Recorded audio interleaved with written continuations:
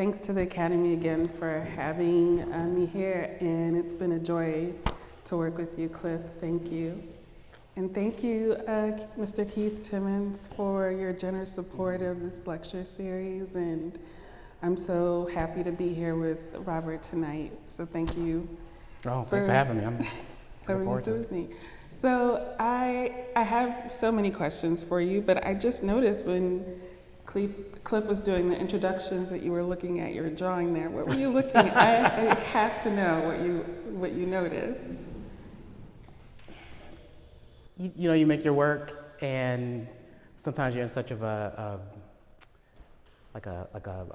hamster wheel of it. That's what I've been calling it lately. That work leaves the studio, and if you haven't had time to like spend with that work. I mean, I spent a lot of time with that piece, like worked on it, hung it up, looked at it, but it's been gone for a while, and so I was just revisiting it and like, okay, the things I was not happy about, they're okay. Like I was, you know, you're constantly judging your work, and like, yeah, I was finding that I was more pleased with it than I thought.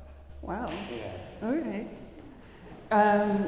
We'll go back to that, because I'm just interested in the way you were looking at really intrigued me.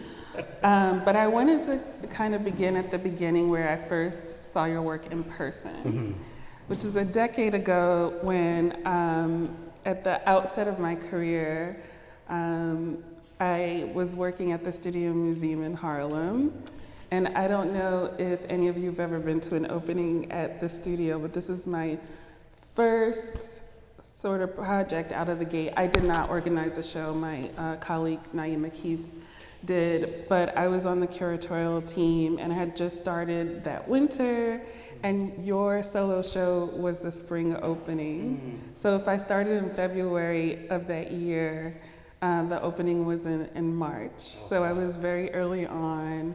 And the openings at the Studio Museum are joyous parties with music and beautiful people and beautiful fashion and cocktails. It's just everything you would want to celebrate. And then your art hanging on the walls, these glorious monumental drawings of women, and it was called Rob Pruitt, Women. And celebrities next to people from the neighborhood and artists and curators. It was just a very momentous way to start my time at Studio, and also to be in contact with your work for the very first time. Just this perfect storm of just art and the social and the professional. And I wanted to begin by asking you, what are the similarities and also the differences between your work then and your work now? Then that should be an easy question, but it feels very, like, not just nuanced, but like there's material differences. I use different paper, that kinds of things. I think some of the scales have changed. But I think for me, the biggest relationship is the amount of time I spend making the work, which, you know, it is about like how I see myself as an artist. I think at that point, I was still a very young artist. I was like, the idea that I had a show at the Studio Museum was, I can't explain how that just seemed like out of the blue. I mean, I'd been working a little bit, but, you know, I felt like this was the Studio Museum in New York City. I was from Houston, Texas. I didn't have any sense that I'd be able to have a thing like that. And so like that night and seeing celebrities, I was like a fan also. I was like, what is happening here? Like this, you know, these openings are big. But I think I was making the work almost unconsciously, like just like speeding through ideas and speeding through like just trying to pull in as many things as possible. And I guess the big difference is that at that point I was developing a vocabulary, and I think maybe now I'm trying to like refine that vocabulary and maybe expand it more than develop it. Like I think I have if people who are familiar with my work, they have an idea in their mind, and I think I kind of understand what that idea might be, and so I work with that, as opposed to then I was like, anything goes. Like I was really trying to figure it out, and now I feel like I have a thing that I can kind of really spend some time playing with. And can you talk about some of the material differences? Because you were known for particular, there were definitely trademarks that I remember that were always talked about in relationship, and you can tell by the images, they're kind of lo-fi because it's a decade ago. And this is the old building which doesn't even exist anymore. A new building is being built in the same footprint. I was working on this sort of this really brown sort of butcher paper, craft paper, really terrible art paper, it has acid in it. So it takes a lot of care to kind of maintain those things, but especially when I first started doing this, I was really interested in, I was interested in the fragility of that paper, and I was interested in the sort of ownership of this material. Not my ownership, or the inability to really control the ownership of it. Like, oh, at some point, I'm making these images, I'm selling them in the art world, to whatever collectors, and at some point they might destroy themselves. And I think I was excited by that idea early in my career. Like, oh yeah, they'll fall apart. Like, yeah, they can't own this. These images of Black folks, nobody owns them.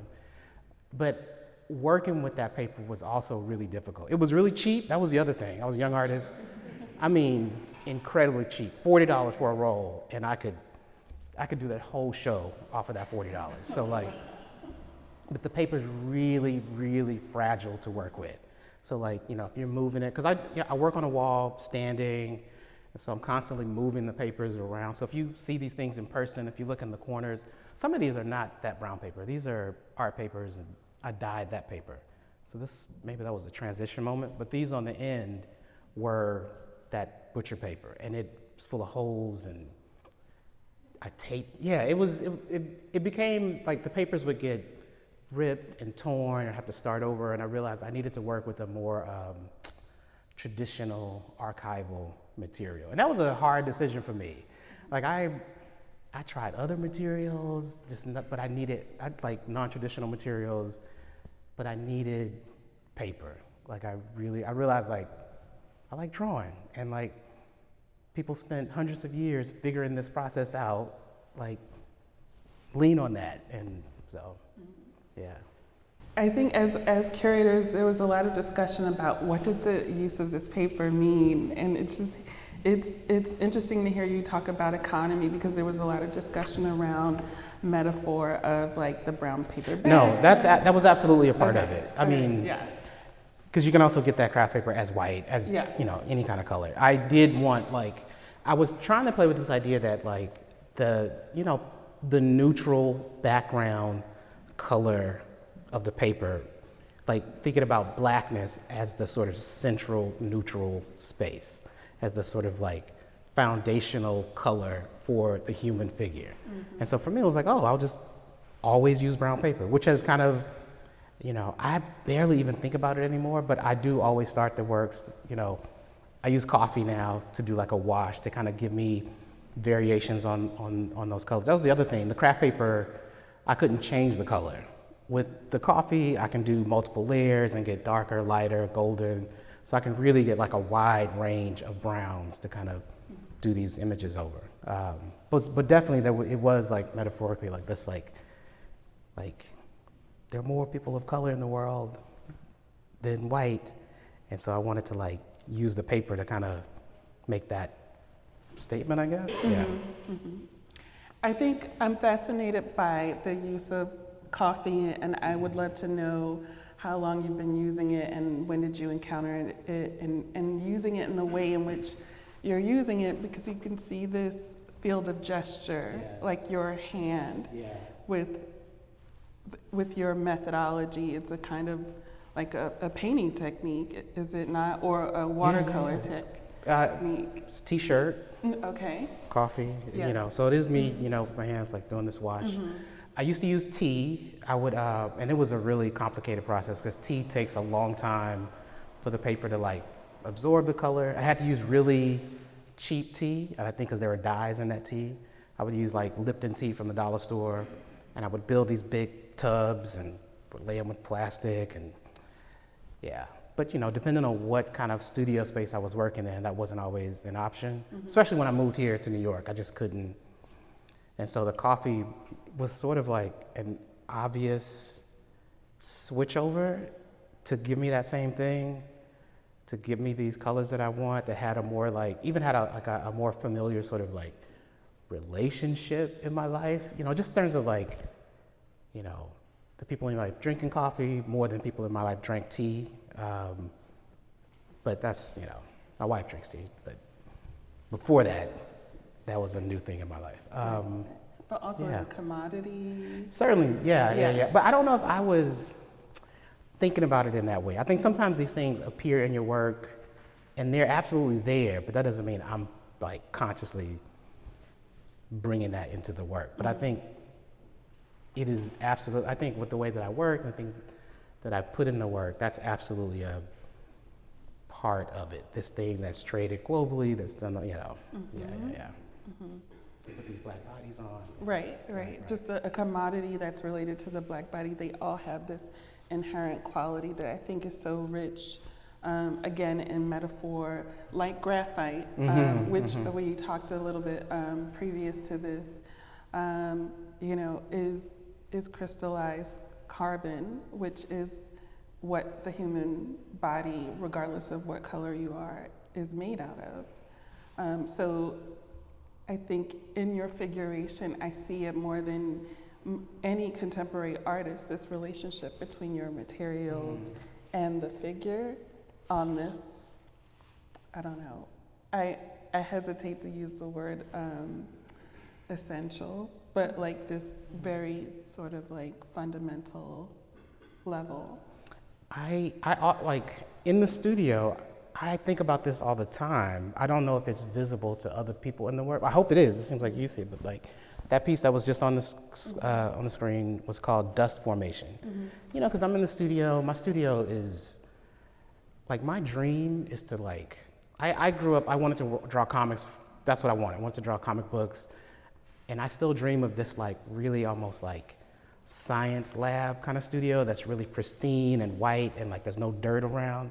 But my studio is covered in like charcoal. Like there's I clean it like every day. I have to go in and sweep and like, but my books, anyway, I think about this dust that's in the air. I'm worried about, am I breathing this in? Wear my mask, that kind of thing. And I think about this actual material that I'm using to create the illusion of like, you know, three-dimensionality, of life, of people and depth and space and all that kind of stuff. And in this piece particularly, I was thinking about, there's I forget how the thing is written. There's a biblical verse about God creating, you know, man, creating Adam. And he said, I think it says like, God formed Adam from dust. And I was thinking about this, like this reading of creativity for me, like thinking about that kind of sort of like biblical text as like a metaphor for creativity, like how he's making people out of dust. And I wanted to like bring that sort of action into my own kind of like literally do that in my studio. Can I make a person, I'm doing it every day, like I'm using dust to make a thing, but can I do it in an almost literal way with this dust that I'm thinking about all the time and trying to clean up and get off my hands and, you know, yeah, I think I rambled a bit, but I think the material itself, coffee, the dust, the carbon, the charcoal, the Conte. The paper. Yeah. Yes. As like I think there's something about the studio experience, the isolation, the time by yourself, the sort of like meditation of it, the things that are unhealthy about it, the hours you spend like away from the world. There's something about that time that's like really like antithetical to like the messages we like the messages we received about how to kind of move through the world. you know, social media and like connection and all these things, but there's something amazing that happens in solitude, that especially when you use that solitude to produce a thing. And I don't mean amazing for the world, I mean amazing for you as an individual. So there are times in my studio that I'm just really like vibing and yeah, I don't know how to explain that part. I don't know if that makes sense, but it's a thing that it becomes like the thing I look for in the moment in the studio. It's hard to get to too. Yeah. Like you get in there, you're drawing, it's a regular day, you're drawing, but sometimes the right song is on, the light is right, you're working on the right part of the right drawing, boom, it's like, universe, you know? Yeah, I think there's something, just to follow up on that, I could ask you to describe your day in your studio from the sun up until the moment that you close the door and leave, and it still wouldn't be able to touch upon what actually happens in an artist studio. It's there's something inscrutable about what happens in an artist studio, if I may say, because I am not an artist, but in my experience, it's this, there's a mystique. It's like a psychic space where work gets made, but it's not something that you can attribute. You can't describe everything. Don't you think, Cliff? There's like a, I agree. You can't describe it. You know, people come to the studio. I mean, I think every artist experiences this during a studio visit. For me, there's always like this weird moment of like, oh, let's go see the studio. And a person comes in and it's like, oh, this is the space. And there's a part of me that's like, I don't know if I can show you, like, this is kind of boring to me to like show you like, it's like, oh, you come into my kitchen, I can show you the pots, but I can't like make the meal in front of you. Like it's a different, yeah. Because this essentially is not it. It's the process. Yes. Yeah. Which is why, you know, at the beginning of looking at that piece, like I do make the work, I have that process, and I've always been like, the moment I'm done, document it, get it out of here for the next piece, and like, so there's a thing about like the life and the energy in it that's like that I get happens in the moment, and then there's this time that passes, and if I'm able to like see the work again, I get to visit it as like a person who's, you know, who didn't make the work, but for the most part, like now it's like for the world and other people, and you know, yeah. How did you discover drawing? When did you knew that was it for you? I mean, I've been drawing since I was a kid because of comics. You know what? My older brother, he does not remember this, but he used to draw Kiss. Do you know the band Kiss? And he used to draw these drawings of Kiss. And I, you know, when he's 4 years older than me, and I was like, this must have been 82, so I was like 7. And I don't know, they just looked so strange and mysterious. And I think that's one of the moments that like ignited my like interest in it, because my brother did it. Can I draw? He's drawing, can I draw? And then comic books, like specifically like Spider-Man and like comic books, you know, they're very much, you know, they're so figurative. And like, I think my relationship to like the body and movement and all these things started at that space. And yeah, those are still the artists that I admire the most, that I look at the most and feel inadequate. You know, people in the art world, I look at them like, whatever, but comic book artists, I see them and I'm like, I can't do that, you know? Yeah. Well, going back to your studio, it's a wealth of information of like all your references. There's a rack of costumes, if I can just share with people of what I spied. You have a library of comic books. There's a sewing machine. Obviously, there are works in process, and photography equipment. I would love to know how you work with your models, and I mean, I guess even before that, at the fabric workshop, you did a residency where you actually showed photographs as fully realized works. Do you still consider them a part of your process? Are they separate part of your practice? How can you talk about that? Yeah, I made photographs at the Fabric Workshop Museum, at Art Pace, that was like 2011, I forget the Fabric Workshop date. But both of those, my process in the studio is I have a model come in. Sometimes I have an idea, sometimes I don't. But oftentimes I'll have an idea. I had a studio assistant. She and I would like design a costume, but like roughly kind of. She used to be a fashion student. She had her own sort of like fashion thing once, but she's an artist, and she was a student of mine when I was teaching at TSU in Houston. So she would make the costumes for me, which was, I got to New York. At home, when I was in Houston, I think I would do that stuff myself, but it was really, really crude.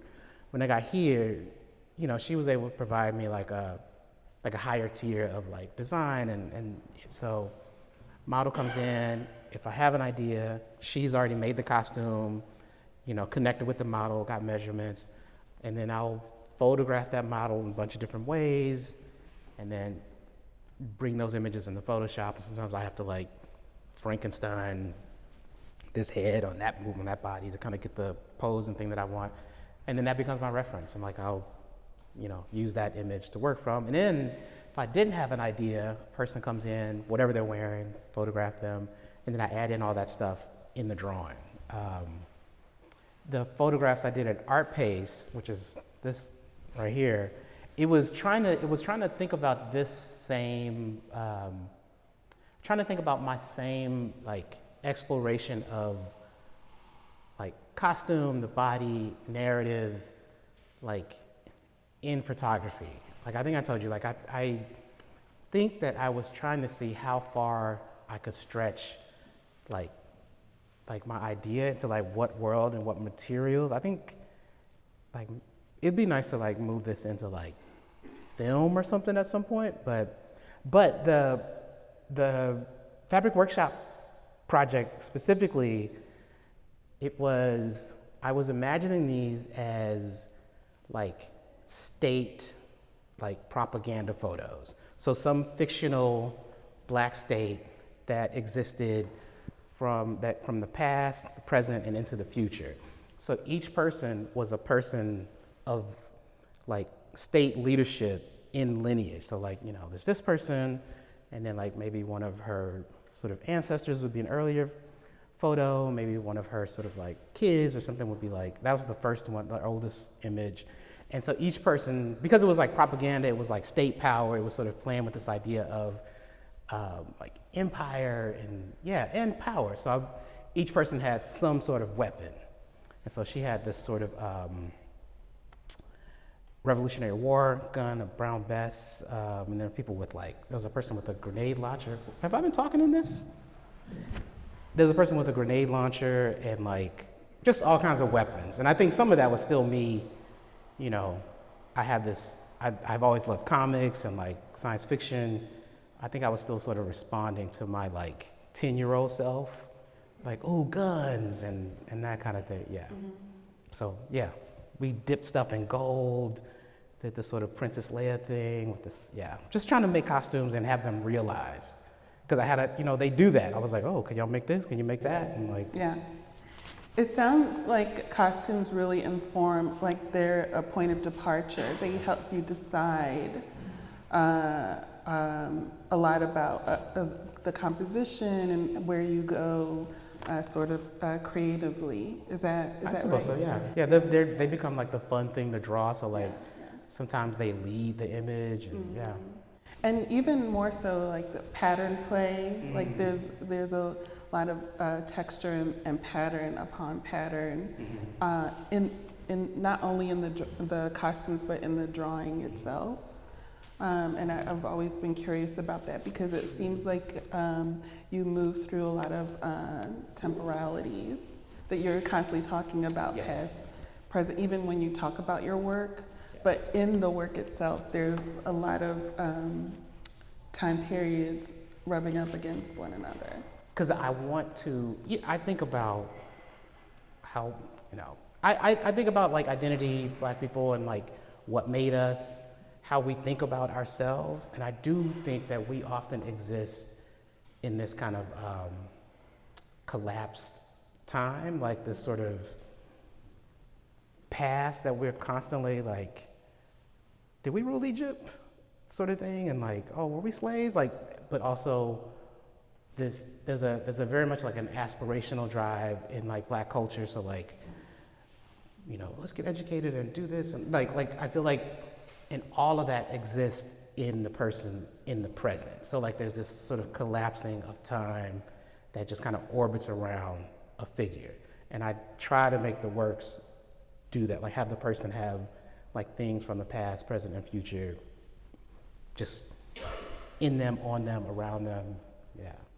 I also think about, as I was preparing for this talk, our generation really inhabits a lot of those temporalities. When you think about our parents being of a particular, of the civil rights generation, but also at the same time as the space age is happening, R&B and hip hop, they are embodied in our particular group. Analog and the digital and the technology at the same time are happening simultaneously. I think so. I mean, I can only speak from my own sort of life experience, but like my own, you know, from Texas, from the South, and like my world felt very like, my mother is from the country, and where she was from felt like it was in the past. And so when we would go visit my grandparents, especially when I was really young, like they didn't have like running water. And I don't mean in like they were living poor. It was just sort of, this thing had not caught up with this like old, almost like empty town that they were living in. And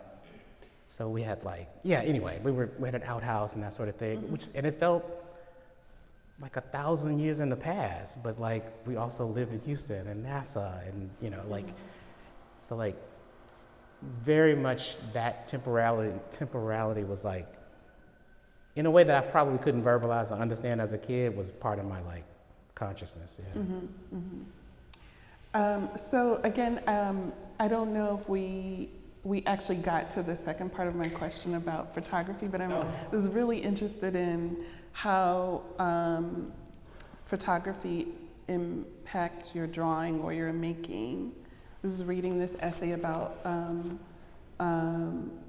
Barclay Hendricks, who said that it helped him visualize black, white, and gray in a more clear way, like the modality of grayscale. And I wondered, do you see it as a separate part of your practice? Do you see it as a process? And how does it inform your drawing? I don't know, that's hard to answer. I mean, definitely the photographs I make for reference photo, I mean, that's my practice. Like I make reference photos. Yeah. I think the photographs I made as part of that project, clearly they're part of my practice, this work that I made. Right.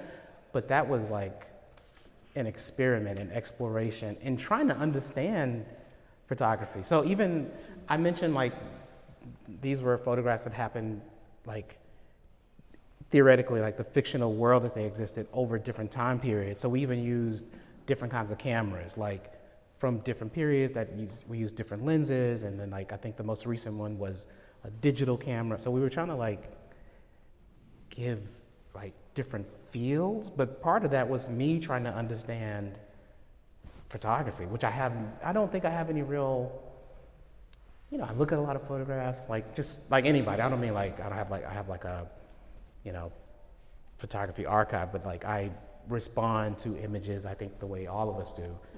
And so it is part of my, my practice. I collect found photographs that I have now started to use in the drawings, or slowly starting to bring them into the work.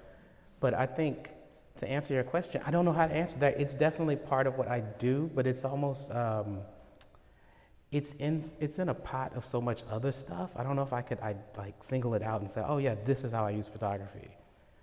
Like, I think it's part of a whole bunch of other stuff. Yeah. And you did mention film, and I was wondering about that because there's a work that definitely has a cinematic feel to it, tossing and turning. Oh, yeah. Where we are seeing frames of almost like that simulate a moving picture. So I was wondering how do you think about film, and is that something that you see happening in the work going forward? Film, it feels very intimidating. I'm working on a comic book right now, which uses a lot of the same language. It's time-based and images and episodic. Yeah, and like even just trying to manage transitions and like story narratives, it's really overwhelming. So I would love to do film, but it feels intimidating because like it feels like there are just so many different decisions that I don't have, like in drawing. There are a bunch of decisions in drawing composition, but like once you sort of made them, it's just moving through and working. So I do hope to do something like that one day, but I don't feel prepared. This is mostly about scrolling. Like this period we're in politically is very anxious, and like I think I wanted to respond to how we are like living in this moment, all the even today, all the stuff that's happening, and have her sort of physically kind of express that anxiety, and in the way that we scroll through these images and through these news feeds and through our Twitter feeds, and yeah. Interesting. I mean, I read it as film almost immediately. I didn't think about tiles or like social media at all. I wasn't, but it's, I see it as either. We're looking at films and Twitter on the same devices. Right. It's all sort of moving in the same way. Right, yeah. There's an image that you sent from your studio, and I purposely did not crop it because I am interested in the mystique of the studio, and I think other people are too. And I know Cliff is going to be getting questions from the audience soon, but I did have this one last question about the figure with the birds, because I was quite interested in it and wanted to know what you were thinking about. Is this going to be a series of work? And we were just talking when I was with you at the studio about Kerry James Marshall and his series of birds, and where he has taken the figure out, but your protagonist is still central to the composition, and I just wanted to know what you had been thinking about. It's part of a series in that I've been thinking about, well, one, I don't know anything about fashion per se, but I've been thinking about how do I start to create. Basically, I'm thinking about people wearing like living objects as pattern. So for me, she's wearing these birds, even that they're alive. So I've done caterpillars, I've done flowers, so I have a range of materials that I'm exploring to use, like just big, oversized, real living things as adornment. And they're always, or not always, but almost always, things from the natural world from my hometown. And I think I'm just in a period where I'm missing home right now, so I think a lot of stuff about Houston is coming up, but Houston is a very, it's in the Gulf, so it's very humid, swampy. It was a swamp. They turned a swamp into a city. And so the creatures and the animals there are not always, I think in my missing home, I know I'm missing a place that is not Eden, right? And so I think I wanted to play on the un-Eden qualities of Houston. The animals, the creatures that we have are mosquitoes, and like these are grackles, and they're loud, and like all these sort of like, these fuzzy caterpillars that are kind of creepy to look at, and like, but are part of what make us, at least, me and like, where I'm from. And so I want to use them as like, they're outwardly wearing these things that are I think that fill up our internal spaces, I think, in some way, like our relationship to the planet, and yeah. Did you read the article by Carrie? No, I haven't read it, no. He's painting grackles. Yeah. He's from Birmingham, and like an avid bird watcher. Is he a bird watcher?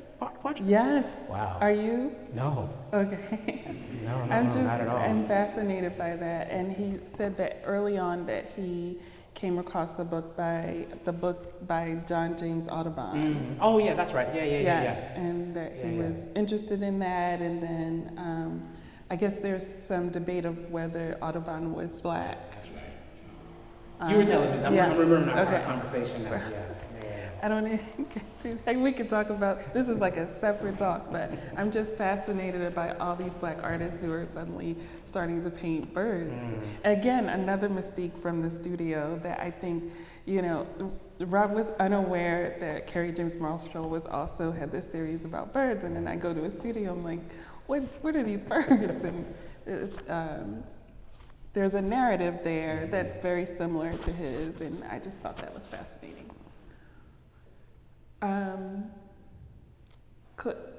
Should we take questions? So. Okay. Really great conversation.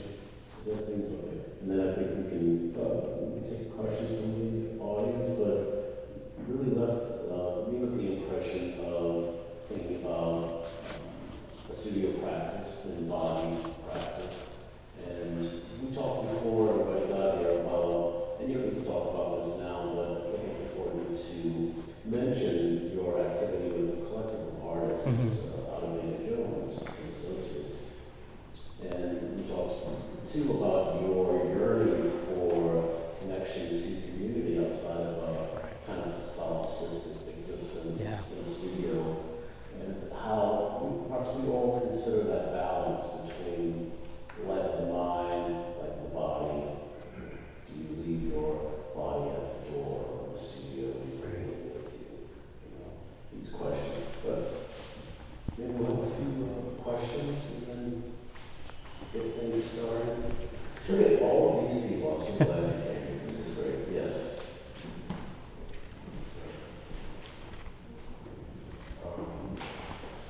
In a world full of painters, I want to know who or what keeps you inspired and wants you to keep becoming like this amazing craftsman. I mean, one, this is a person who can draw better than me.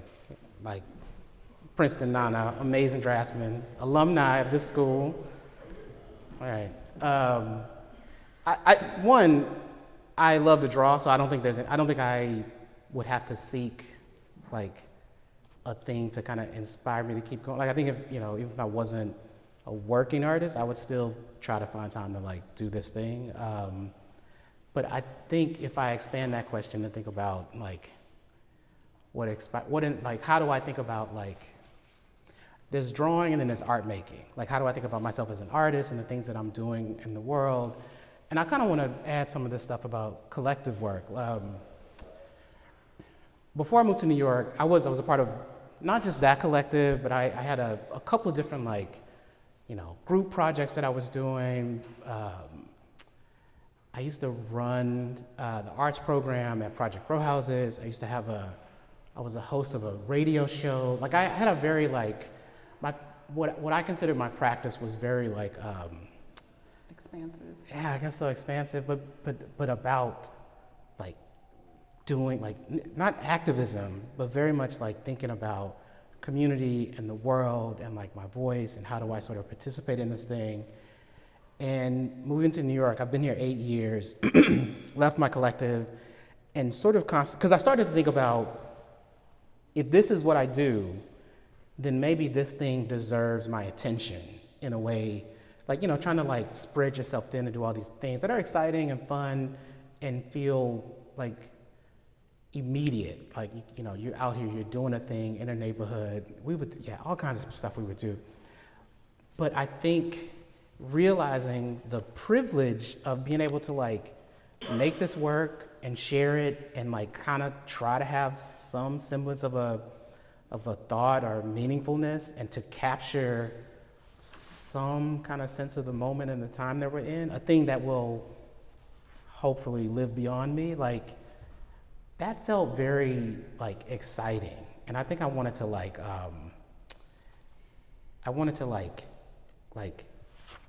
give the work and give myself that time and let that be the thing. And it is really kind of, in terms of like my relationship with the work, kind of paid off. Like I really think that I've kind of found like a rhythm in the studio, and like that the work is really starting to grow in a way that I didn't let it do before, because I was like, oh, we need to like, you know, I don't know, go find some extension cords and knock on this lady's door. Can we get some power? Can we get all this stuff I was doing that I realized like this is what's gonna be left. And yeah, so I guess, I don't know if that answers, but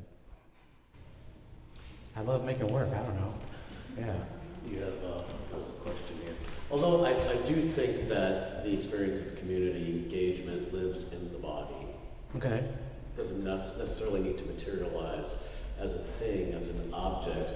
It does resonate in the body sometimes. And the stories that you got in your activist, community-centered work, it carries with you to the studio.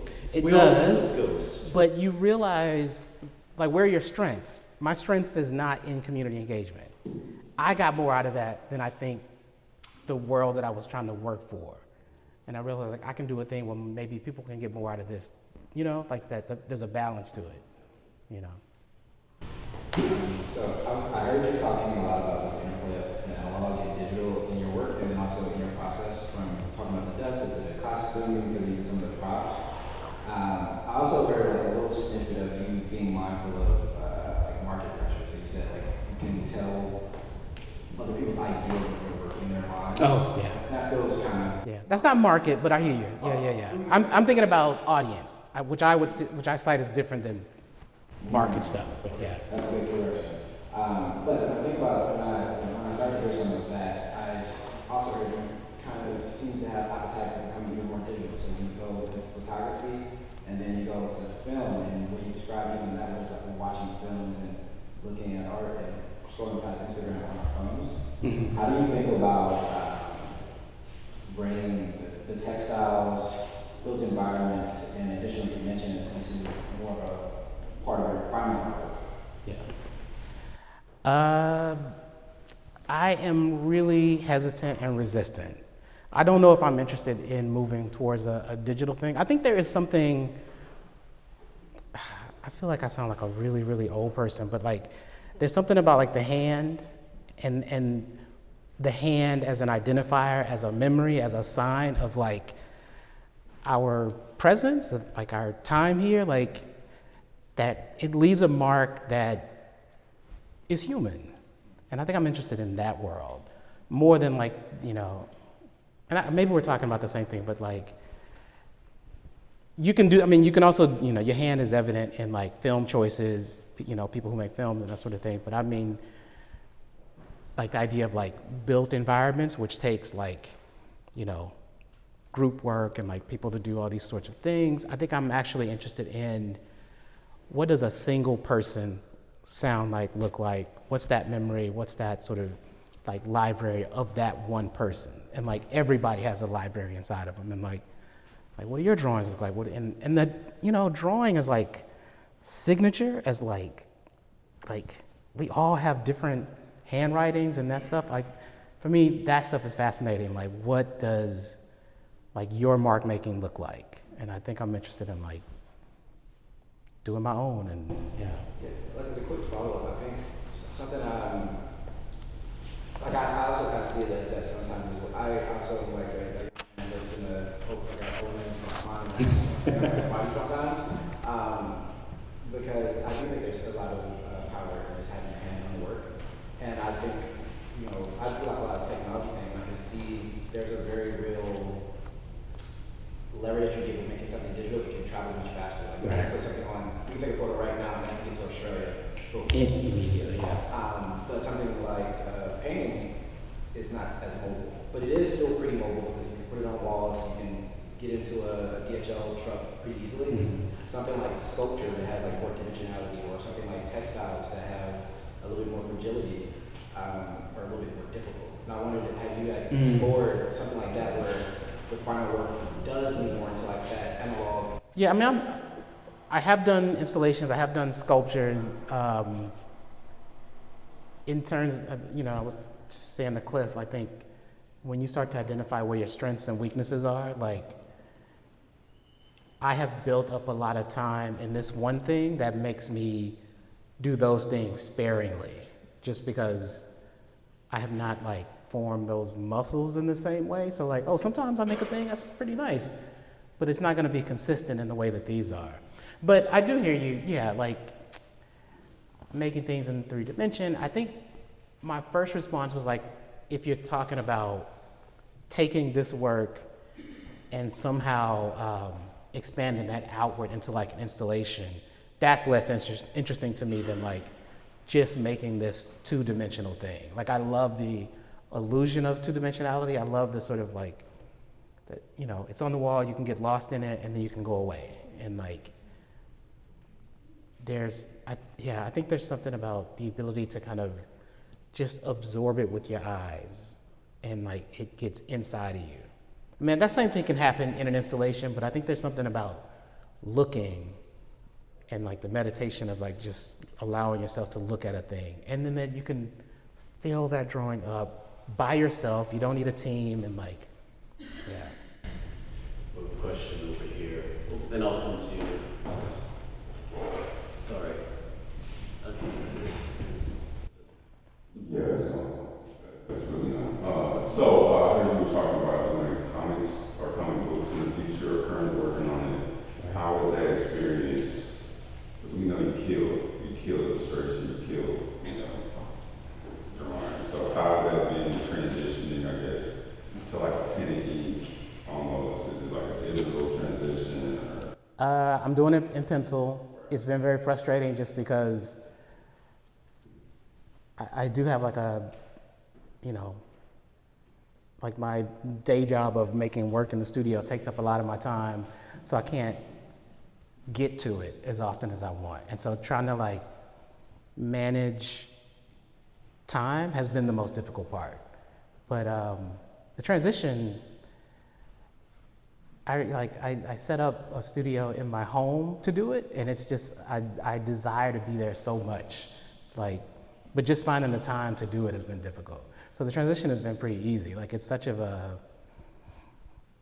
because that's how I drew as a kid. I want to be at a desk just doing that for hours. And yeah. And Robert has published a number of zines. Published? I printed them out at Kinko's. I don't know if I published them. They're beautiful and intricate. You can see, I have some on my website. You can see some. Yeah. I can project. Well, I know. It's for the recording. Yes. I understand in a lot of your references you portray a lot of Black womanhood in your work, and I was just wondering if it was intentional, or do you find inspiration in this aspect of your identity? So my undergraduate training, Texas Southern University, TSU, to TSU students. The department was started by an artist named John Biggers, he had an ideology of like the Black woman as the sort of central creative spirit sort of structure of Black culture, community, as a, and I think I carry a lot of that into my own practice. And I also think about like how I think about media culture, how I think about images and the world that I'm responding to, and really trying to counter this notion. I used to talk about it like trying to counter this notion of like the sort of normative voice being white and male, and in an almost like early on, like in an oppositional way. I don't think I think about it this way now, but like this sort of Black and female as the sort of central authority narrative voice of the work. And so I started creating images where Black women were the sort of central power force in these kind of very open and vague narratives that exist in my work, but it allowed me to start to think about how to like image women in these ways that felt powerful and, you know, in a way that like I think a lot of women have been in my life. So yeah. I think now I've been trying to like as I've done that for like a number of years, I've been thinking about what is the nature of like Black masculinity in this work? And it has been a struggle trying to understand what I think of that and what that means in the work. And so I've been drawing a lot more Black men recently, and I kind of want to see what that looks like 2, 3, 4 years from now, after I've, you know, because I do work very, very sort of intuitively, like have an idea, let's try it, doesn't work, but so I don't always plan like conceptually things out. So I don't know what that part's going to look like. Interesting question. Yeah, I have a question. I wanted to ask you, do you see yourself ever making a comic book, like actually going full, Oh, yeah. all the way? And Yes. Are you that's in the plans? That's Yes. in the works? Yeah. Okay, great. That's like really It's written, done all my thumbnails. It's time to start drawing. Yeah, very excited. I'm very excited about it. Thank you so much.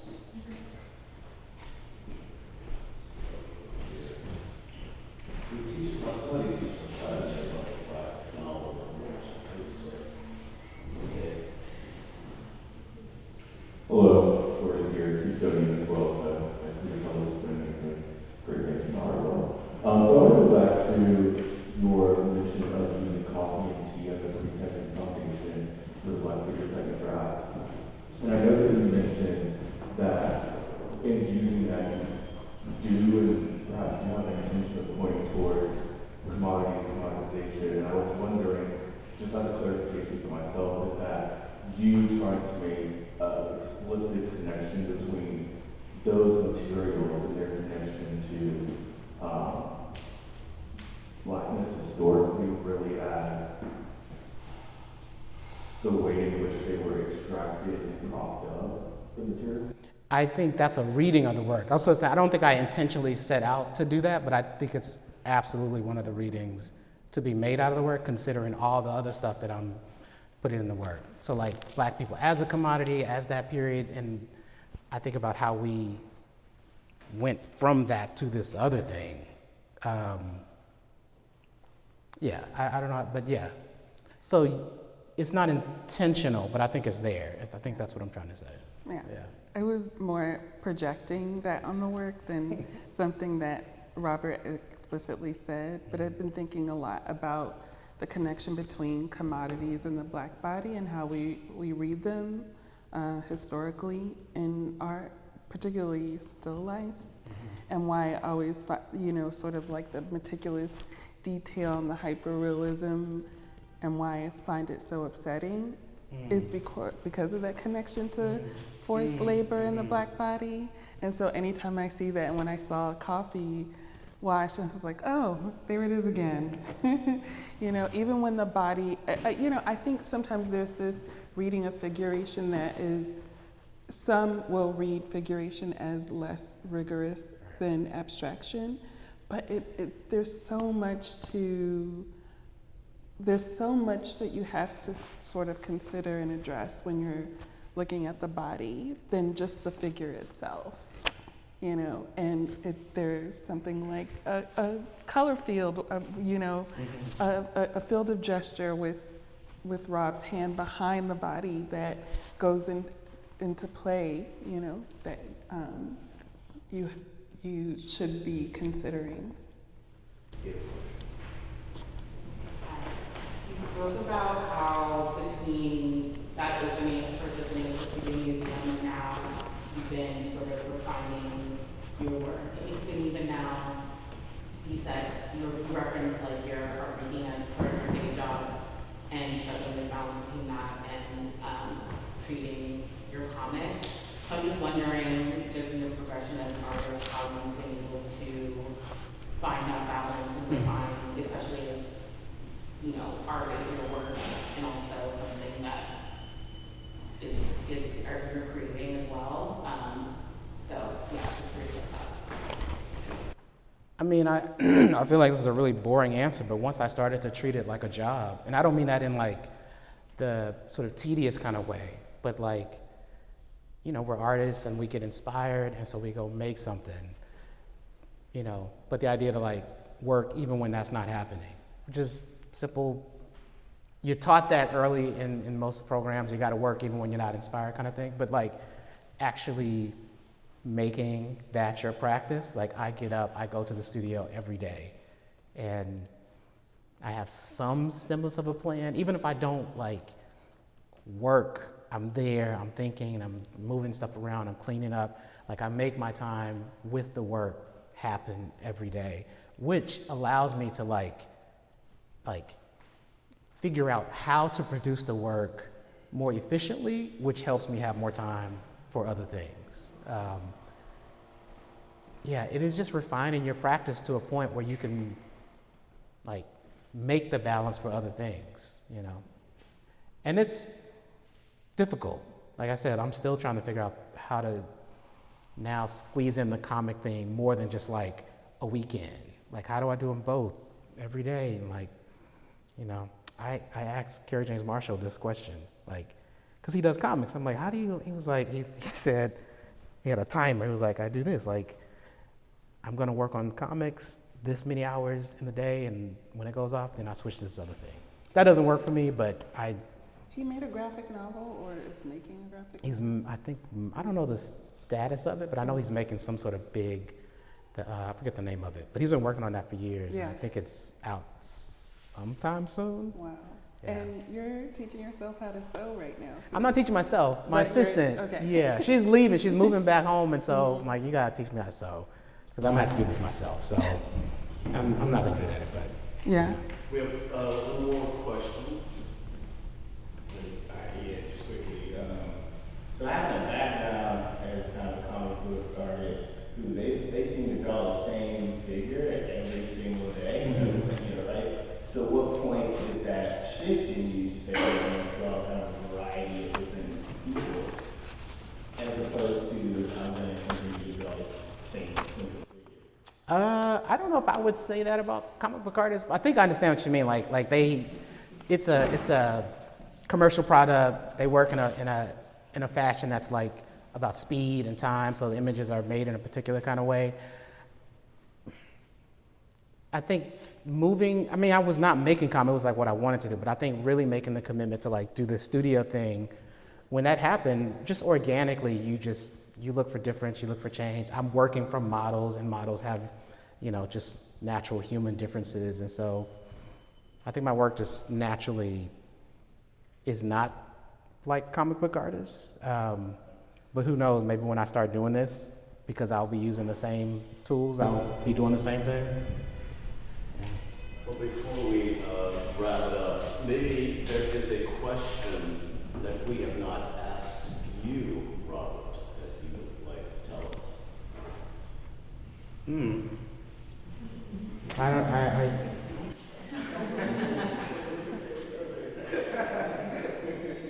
John?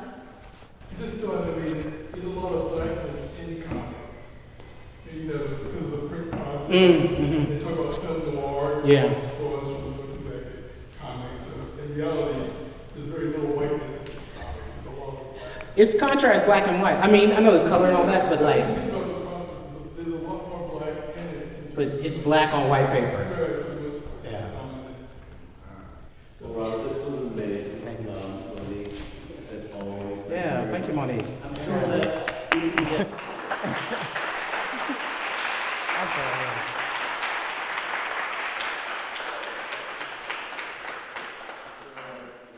We'll be happy to field a couple of questions, but this has been really terrific. Such engaging questions. I love the fact that folk from other places and locations came to the Academy tonight to engage in a really fruitful conversation with a very American artist. So I'm really glad that you could come and that Monique could be in dialogue with you, and that Keith made this all possible. So thanks everybody. See you next semester.